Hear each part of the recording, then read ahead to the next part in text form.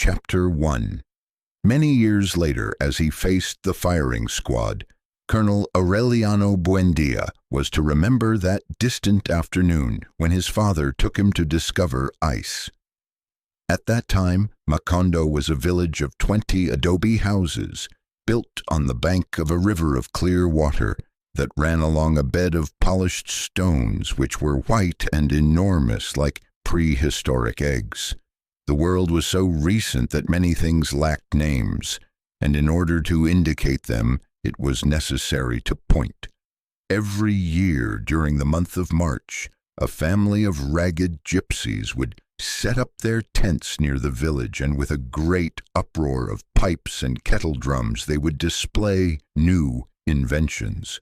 Brought the magnet, a heavy gypsy with an untamed beard and sparrow hands, who introduced himself as Melchiades, put on a bold public demonstration of what he himself called the eighth wonder of the learned alchemists of Macedonia. He went from house to house dragging 2 metal ingots, and everybody was amazed to see pots, pans, tongs, and braziers tumble down from their places and beams creak from the desperation of nails and screws trying to emerge, and even objects that had been lost for a long time appeared from where they had been searched for most and went dragging along in turbulent confusion behind Melchiades' magical irons. "Things have a life of their own," the gypsy proclaimed with a harsh accent. "It's simply a matter of waking up their souls." José Arcadio Buendía, whose unbridled imagination always went beyond the genius of nature and even beyond miracles and magic, thought that it would be possible to make use of that useless invention to extract gold from the bowels of the earth. Melchiades, who was an honest man, warned him, "It won't work for that."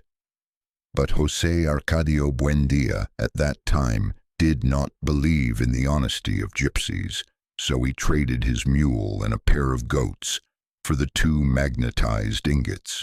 Ursula Iguaran, his wife, who relied on those animals to increase their poor domestic holdings, was unable to dissuade him.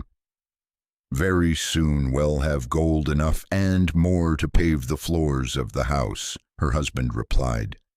For several months he worked hard to demonstrate the truth of his idea. He explored every inch of the region, even the riverbed, dragging the 2 iron ingots along and reciting Melchiades' incantation aloud. The only thing he succeeded in doing was to unearth a suit of 15th century armor, which had all of its pieces soldered together with rust, and inside of which there was the hollow resonance of an enormous stone-filled gourd.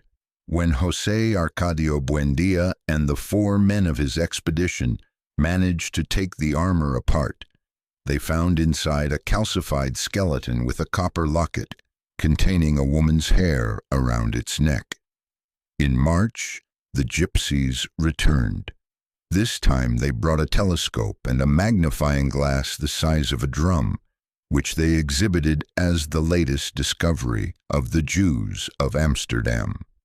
They placed a gypsy woman at one end of the village and set up the telescope at the entrance to the tent. For the price of 5 reals, people could look into the telescope and see the gypsy woman an arm's length away. "Science has eliminated distance," Melchiades proclaimed. "In a short time, man will be able to see what is happening in any place in the world without leaving his own house." A burning noonday sun brought out a startling demonstration with the gigantic magnifying glass. They put a pile of dry hay in the middle of the street and set it on fire by concentrating the sun's rays. José Arcadio Buendía, who had still not been consoled for the failure of big magnets, conceived the idea of using that invention as a weapon of war. Again Melchiades tried to dissuade him, but he finally accepted the 2 magnetized ingots and 3 colonial coins in exchange for the magnifying glass. Ursula wept in consternation. That money was from a chest of gold coins that her father had put together over an entire life of privation, and that she had buried underneath her bed in hopes of a proper occasion to make use of it. José Arcadio Buendía made no attempt to console her. Completely absorbed in his tactical experiments with the abnegation of a scientist, and even at the risk of his own life. In an attempt to show the effects of the glass on enemy troops, he exposed himself to the concentration of the sun's rays and suffered burns which turned into sores that took a long time to heal. Over the protests of his wife, who was alarmed at such a dangerous invention, at one point he was ready to set the house on fire. He would spend hours on end in his room, calculating the strategic possibilities of his novel weapon, until he succeeded in putting together a manual of startling instructional clarity and an irresistible power of conviction. He sent it to the government, accompanied by numerous descriptions of his experiments and several pages of explanatory sketches, by a messenger who crossed the mountains, got lost in measureless swamps, forded stormy rivers, and was on the point of perishing under the lash of despair, plague, and wild beasts, until he found a route that joined the one used by the mules that carried the mail. In spite of the fact that a trip to the capital was little less than impossible at that time, José Arcadio Buendía promised to undertake it as soon as the government ordered him to, so that he could put on some practical demonstrations of his invention for the military authorities, and could train them himself in the complicated art of solar war. For several years he waited for an answer. Finally, tired of waiting, he bemoaned to Melquiades the failure of his project, and the gypsy then gave him a convincing proof of his honesty. He gave him back the doubloons in exchange for the magnifying glass, and he left him in addition some Portuguese maps and several instruments of navigation. In his own handwriting he set down a concise synthesis of the studies by monk Herman, which he left José Arcadio so that he would be able to make use of the astrolabe, the compass, and the sextant. José Arcadio Buendía. By then, Melquiades had aged with surprising rapidity. On his first trips, he seemed to be the same age as José Arcadio Buendía, but while the latter had preserved his extraordinary strength, which permitted him to pull down a horse by grabbing its ears, the gypsy seemed to have been worn douse by some tenacious illness. It was in reality the result of multiple and rare diseases contracted on his innumerable trips around the world. According to what he himself said as he spoke to José Arcadio Buendía while helping him set up the laboratory, death followed him everywhere, sniffing at the cuffs of his pants, but never deciding to give him the final clutch of its claws. He was a fugitive from all the plagues and catastrophes that had ever lashed mankind.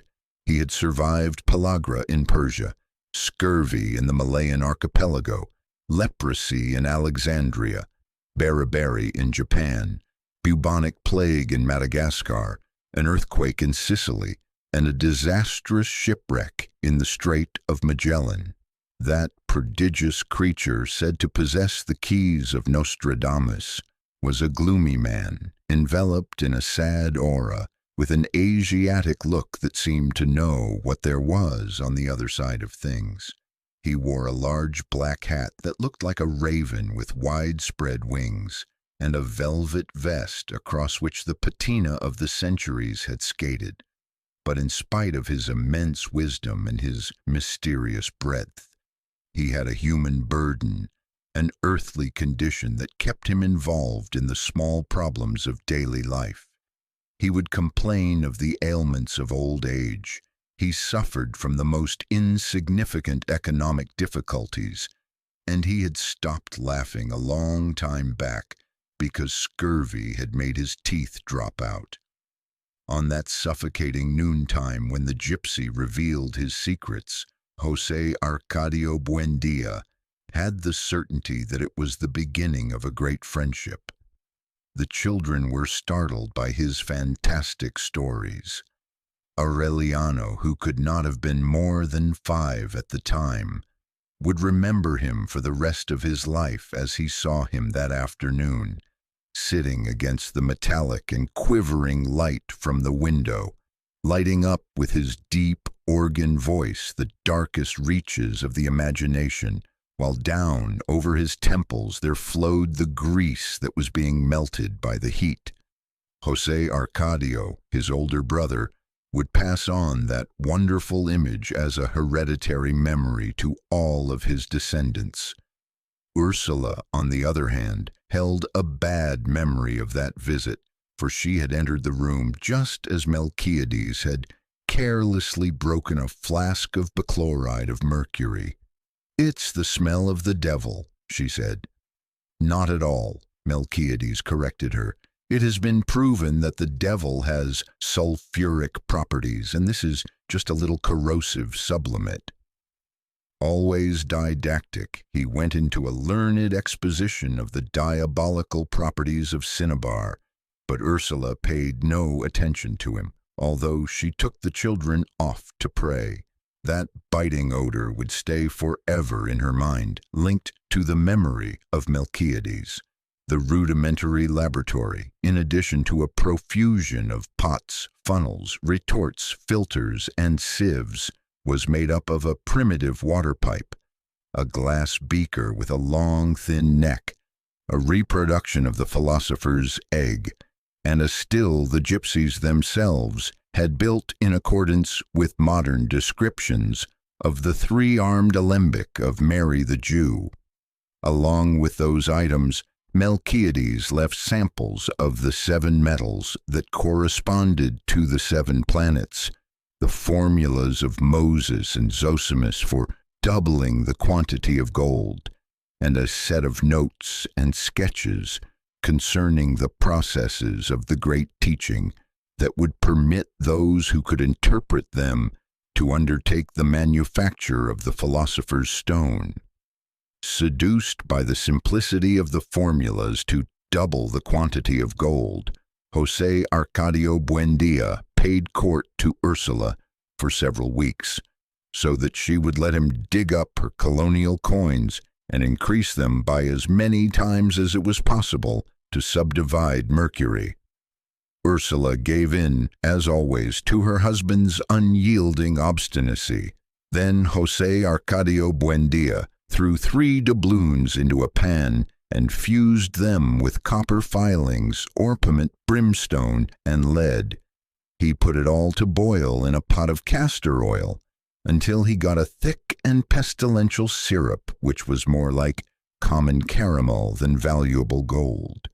In risky and desperate processes of distillation, melted with the 7 planetary metals, mixed with hermetic mercury and vitriol of Cyprus, and put back to cook in hog fat for lack of any radish oil, Ursula's precious inheritance was reduced to a large piece of burnt hog cracklings that was firmly stuck to the bottom of the pot.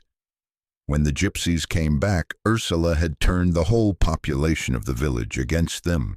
But curiosity was greater than fear. For that time the gypsies went about the town making a deafening noise with all manner of musical instruments, while a hawker announced the exhibition of the most fabulous discovery of the Naciancines, so that everyone went to the tent, and by paying 1 cent, they saw a youthful Melchiades, recovered, unwrinkled, with a new and flashing set of teeth. Those who remembered his gums that had been destroyed by scurvy, his flaccid cheeks and his withered lips trembled with fear at the final proof of the gypsy's supernatural power. The fear turned into panic when Melchiades took out his teeth, intact, encased in their gums, and showed them to the audience for an instant, a fleeting instant in which he went back to being the same decrepit man of years past, and put them back again and smiled once more with the full control of his restored youth. Even José Arcadio Buendía himself considered that Melquiades' knowledge had reached unbearable extremes, but he felt a healthy excitement when the gypsy explained to him the workings of his false teeth. It seemed so simple and so prodigious at the same time that overnight he lost all interest in his experiments in alchemy. He underwent a new crisis of bad humor. He did not go back to eating regularly, and he would spend the day walking through the house. "Incredible things are happening in the world," he said to Ursula. "Right there across the river there are all kinds of magical instruments, while we keep on living like donkeys."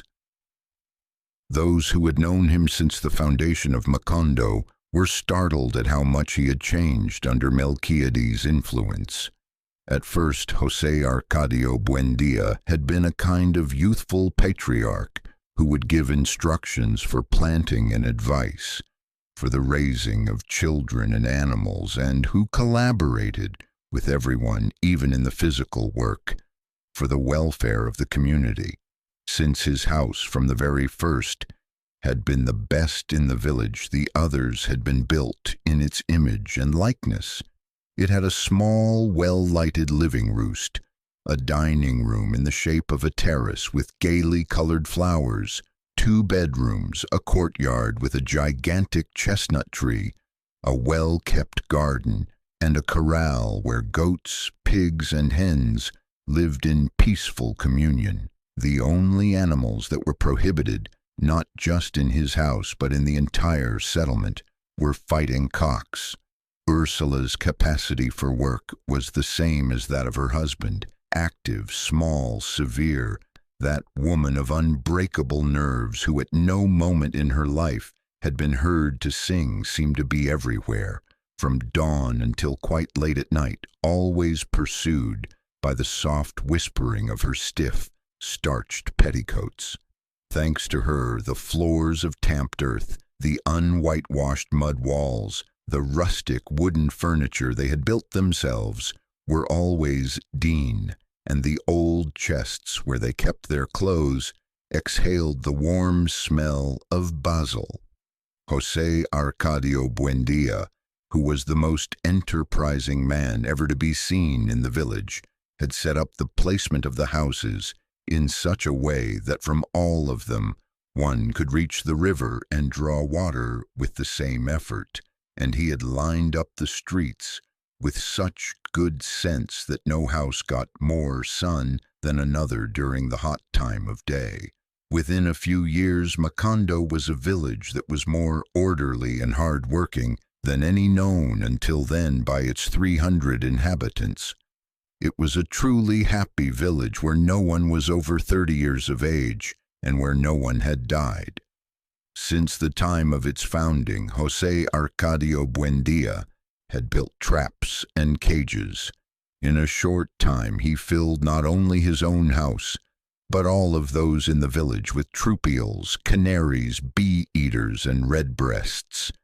The concert of so many different birds became so disturbing that Ursula would plug her ears with beeswax so as not to lose her sense of reality.